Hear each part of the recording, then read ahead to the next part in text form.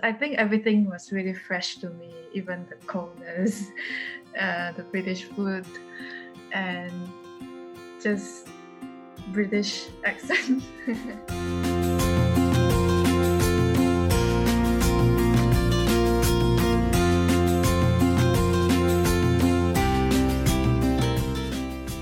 Hi, my name's Johnny and welcome to our second episode of Life Overseas.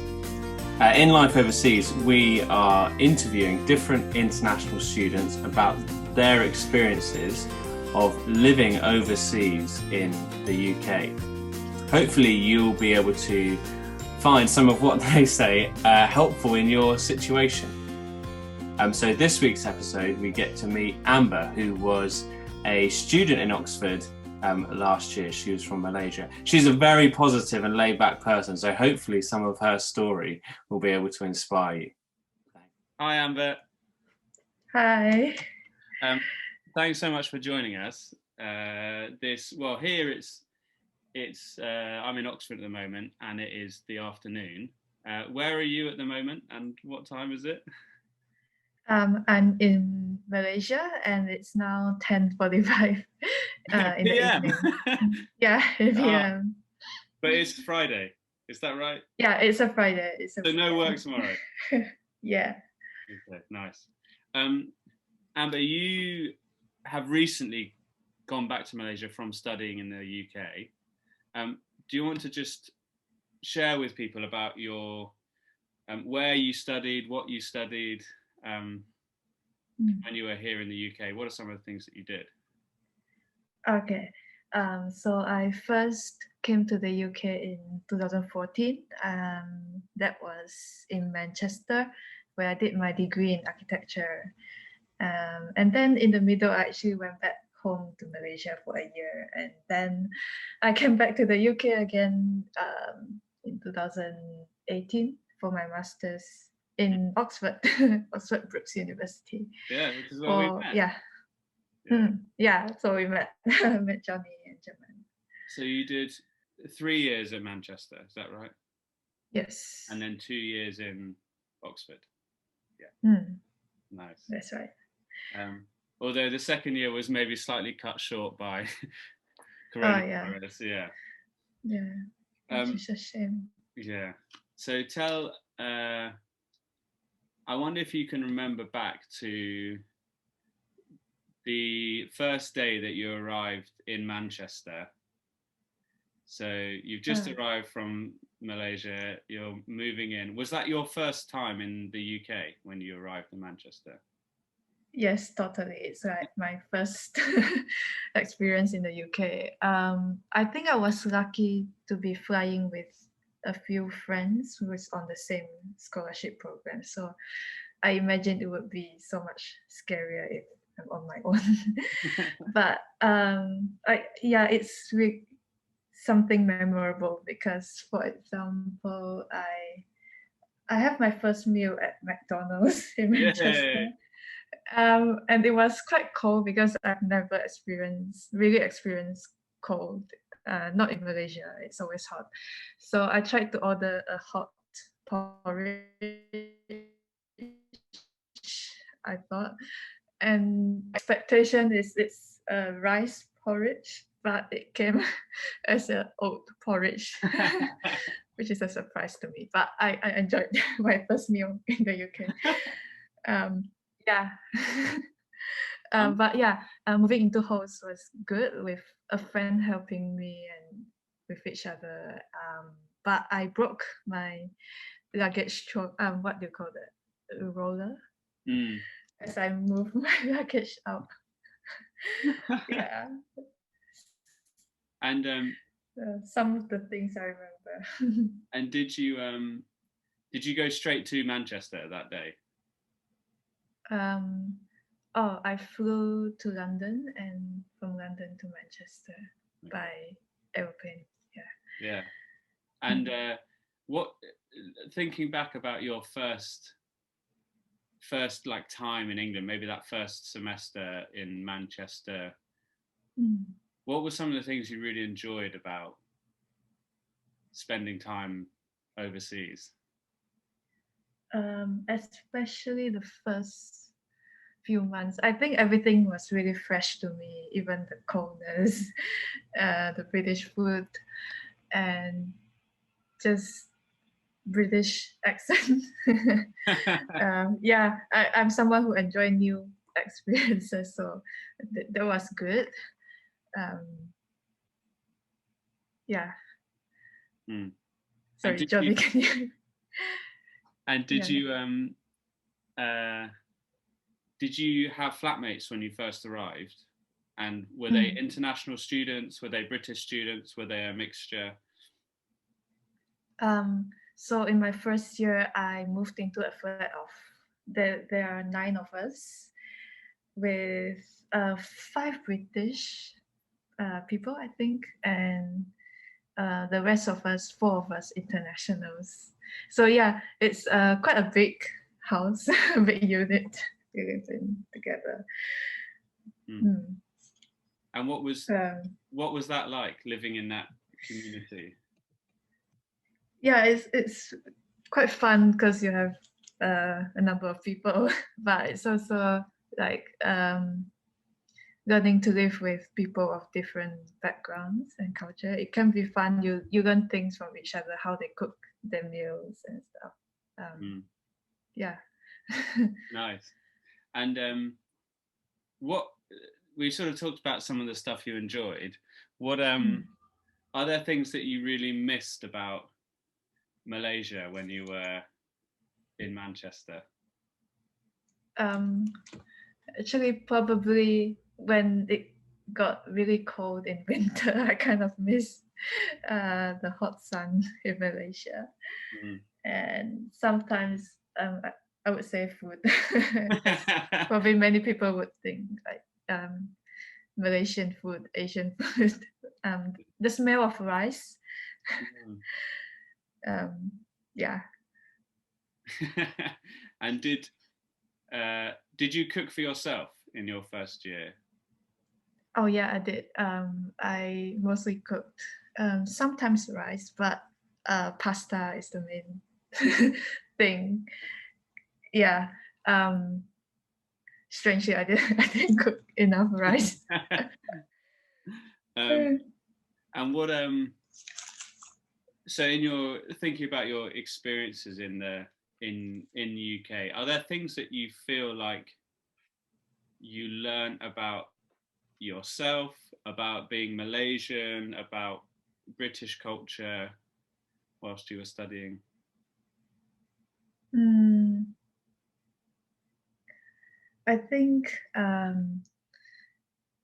I would talk about one of my struggles for being like being quite difficult for me to understand the British accent, especially the first few months.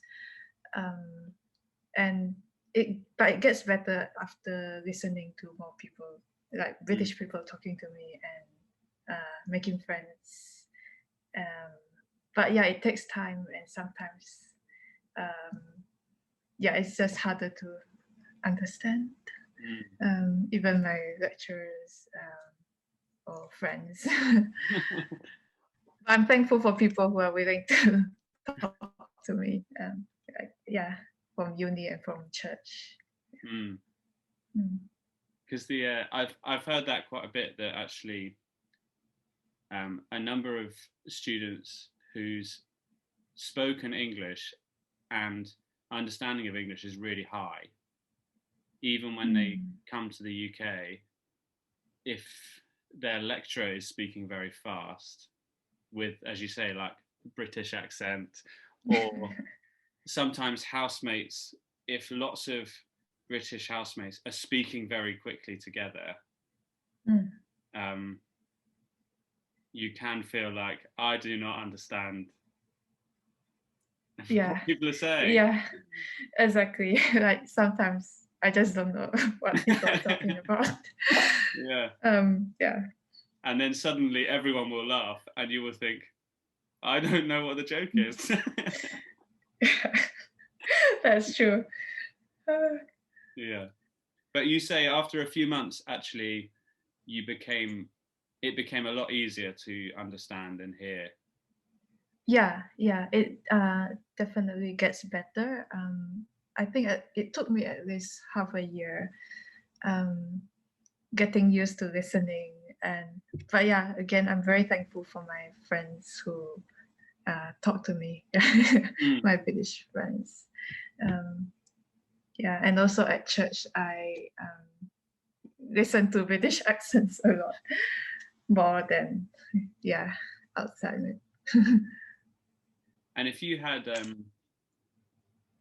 some advice for people arriving in the UK, what what would be some of the advice that you would give to them? So international students, they've just arrived. Um, Mm.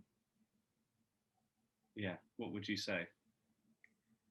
um, I guess doing enough homework is quite important. Like do your research and kind of get an expectation. Um, but I guess I don't know really. But um, if you have a friend to go with you or someone who you can get to welcome you and be with you as you move into halls. That would be really great. Mm. Um, but yeah, I guess enjoy and like the new experiences and new stuff that you might experience. Mm. And would you have any tips on how to make good friends with British students?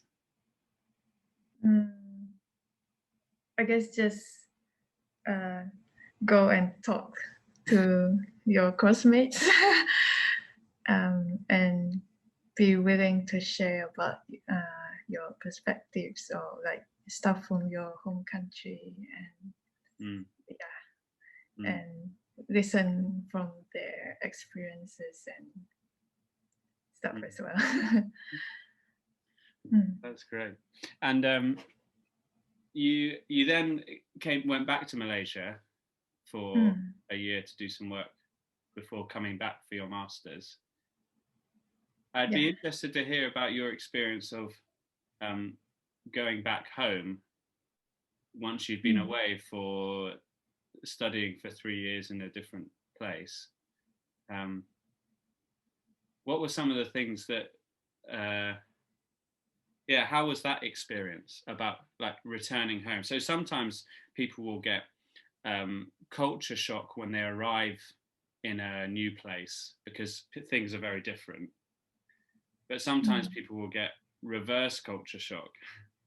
So when you return home, maybe the Malaysia that you return to feels slightly different, or you feel slightly different as you return home. Do you have Mm. any experiences about that? Yeah, like I guess a few things here and there, like small things even. um Like I never thought Malaysia is so hot when I first stepped down from the plane. Or it felt strange listening to like my hometown language. Mm. Even yeah.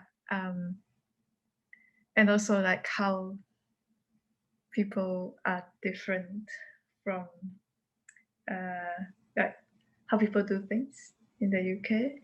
Um Sorry, I meant like for example, in the UK when I check out at the counter, people would greet each other, whereas when I come back home, I try to like say hello and try to chat to the people here at at the cashier, but yeah, they probably felt I was quite strange to do that.